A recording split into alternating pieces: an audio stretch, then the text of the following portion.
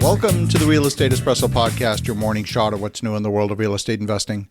I'm your host, Victor Menasce. This is the weekend edition where we interview notable people from the world of real estate investing.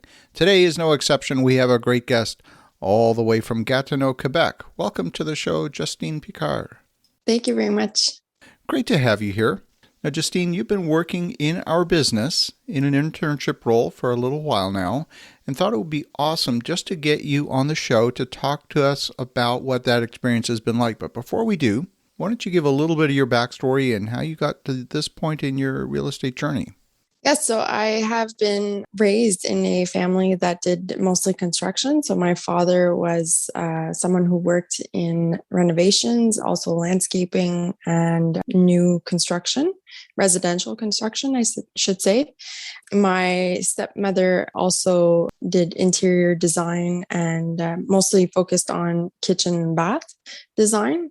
And as I grew up, we flipped houses. So they would purchase houses, we'd live in them as we were flipping them. And I often helped with the labor related to those flips. I went on to do 3 years of civil engineering technician in school. And I also am renovating my own house as we speak. So that's a bit of the background that I have. That's awesome. So how old were you when you first picked up a hammer? It's a bit of a funny story. I can remember hitting my dad in the head accidentally with a hammer when I was 5 years old, I believe. And it kind of spiraled from there. So ever since then, I've been kind of helping out and using tools. So it's kind of in my blood. That's amazing. So you've been working in our business for a little while. Now, in an internship role, let me start by saying that we get the offer for someone to come and work in our business for free. We get it very frequently, and it rarely works out. And the reason it rarely works out is because it's not someone's main thing. They have another set of commitments, and what we get are the leftovers. And it's not just the leftovers, it's the occasional leftovers. And we have a real business to run with real projects and real deadlines and all of that kind of stuff.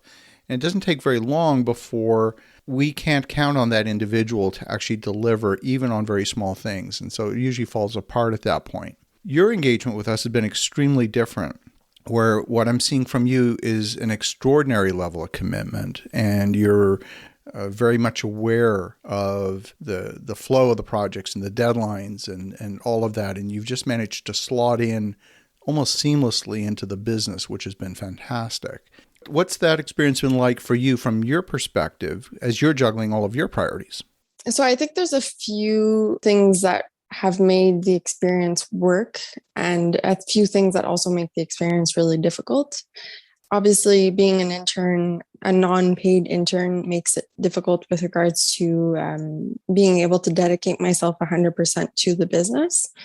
So given that I am 29, I'm not fresh out of school, I have my own house, I have my own permanent job as well.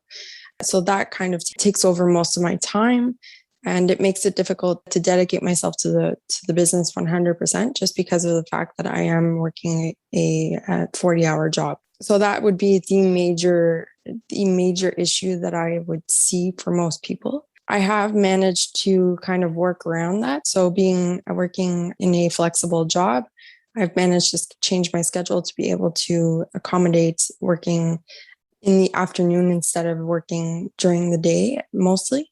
So I've been able to do my tasks and do the work that I need to do after hours, which is really beneficial to the internship. I think the other thing too that you sort of touched on it is the fact that understanding of the deliverables and the steps that are required to attain a certain project. I think given my experience or my little background in even flipping houses, I understand the process of permits and then doing the job itself and then listing, then selling. So I have a certain understanding of, okay, well, plumbing and electrical needs to go in first before we can put up drywall, then mudding, then paint, then finishes, right? So there is that component where I can sort of see the steps and I know where projects are headed. So I think Obviously, that experience is very minor, and especially in real estate development, it's not quite the same. But I think that has really helped me in this field understand where the priorities lie and how the steps work to get from point A to point B. So I think that's probably what the two major components are for the internship. What was your first impression as you were sitting in the very first of our daily staff meetings and you were listening to us go through the list of projects, project after project? What was your first impression on that very first day as you were just sitting in on that staff meeting? I'm very good friends with one of your partners, and he oftentimes talked about his projects just in his personal life and explained to me what he was doing and explained to me the projects that he was working on. And that was always interesting to me. So right off the bat, I kind of knew where we were headed. I knew what types of projects we were going to be working on. I sort of knew the nature of it. When I attended that first meeting, it was obviously the dynamic. You don't know the dynamic between the partners. So that I find the team works really, really well. Obviously, hearing him talk about the projects and stuff like that, you don't really understand fully until you're kind of immersed in it. So I found that really impressive. And to be quite frank, I was hooked the first meeting that we had. I saw the opportunities and I saw the work that needed to be done. And it's something that, given my experience and my background, I kind of always gravitate towards. So I was really excited actually the first time we had the meeting and the first meeting we had. And yeah, it was really exciting actually. When anyone comes into an organization, it doesn't matter whether the role is a paid role or not paid role, a partnership role, employee advisor, doesn't matter. There's a number of things in my view that are necessary for that relationship to work. Number one, there has to be almost the right chemistry, if you will. The individual needs to be committed, and I'm certainly seeing that from you. The person has to be coachable. I'm seeing that from you. They have to be competent, and that was one of the things that really stood out for me because I see you taking a tremendous amount of initiative beyond just being handed a task. You're thinking a couple of chess moves ahead and saying, well, what about this? What about that? What about spacing between items that might have a regulatory limit and so on? You're taking that initiative that the average person wouldn't even think to go that far ahead. So that's been very impressive. And that's, I think, one of the reasons why you've earned the trust, not just of myself, but also the entire team. Where did that come from? Oh, thank you. Well, it seems to always come back to that. But I think the fact that I grew up in that environment and I saw both sides of it. So there was the construction, the labor part of it, reading the plans, having to do the design work and stuff like that. Whereas when my stepmother would design kitchen and baths, well, there are certain rules that they have to follow. Like you said, the spacing between items, or, the halls have to have a certain width. It's all in the code. So I was already kind of immersed in that environment. And when I went to school for civil engineering, whenever we did draw plans or whenever we did work on roadways or even structural, when we touched on that, there was always codes that we had to reflect back to, that we had to think of, okay, well, this is what the project that we're kind of working on. What are the steps that we need to accomplish and work back from there? So I think my experience in general and how long I've been immersed in that general environment has really helped. Also, I think when people talk about unpaid internships, we often talk about people who might be younger, just coming out of school. So I think the fact that I've done other things and I've worked other places and I have that experience of trying to work my way up the ladder, I think that also comes into play when it comes time to accepting the grunt work and accepting having to do the small things to be able to work my way up to doing the big things. And I think that comes a lot from my experience in the workplace in a public setting.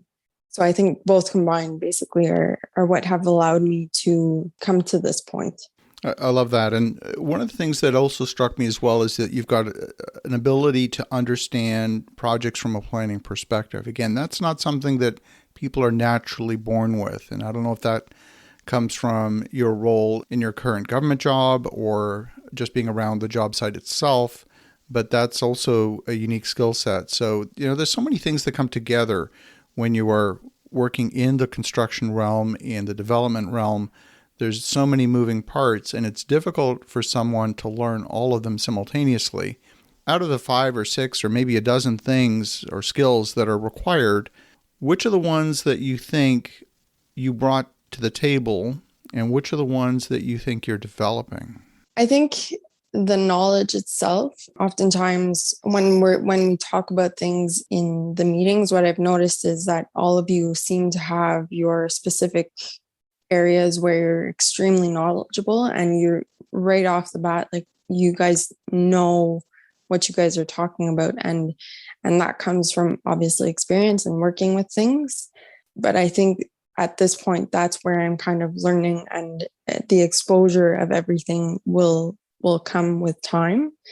Like you said, knowing how to read plans and stuff like that, I think I've developed that through school. But at this point, I think just my experience in knowing what steps you have to take to build a custom house, or what steps are required for obtaining a permit and stuff like that. Although I don't know the specifics of it, I think my previous experience has kind of led me to the point where I know what needs to be done, and gathering the details on how to do it is basically where I'm lacking. I know the general picture. I just need the details that are important to getting to that general picture. I love it. Well, Justine, glad to have you here as part of the team. And for the listeners at home, hopefully this gives you a perspective on what it means to be an intern in a business like ours. We're involved in multiple development projects, both large and small, in multiple cities around North America, and maybe gives you some insight as to what it might take for you to bring an intern into your business. We've had success in a handful of instances. Justine is one of them. Second example would be folks that are in the military that are transitioning out of the military. There are skills bridge programs, both in the United States and Canada, specifically to get people transitioning from the military workforce into the civilian workforce. Training programs where the military actually pays for those folks to get skills and training in new businesses. And we've had very good success with that program as well. So as you think about that, have an awesome rest of your weekend.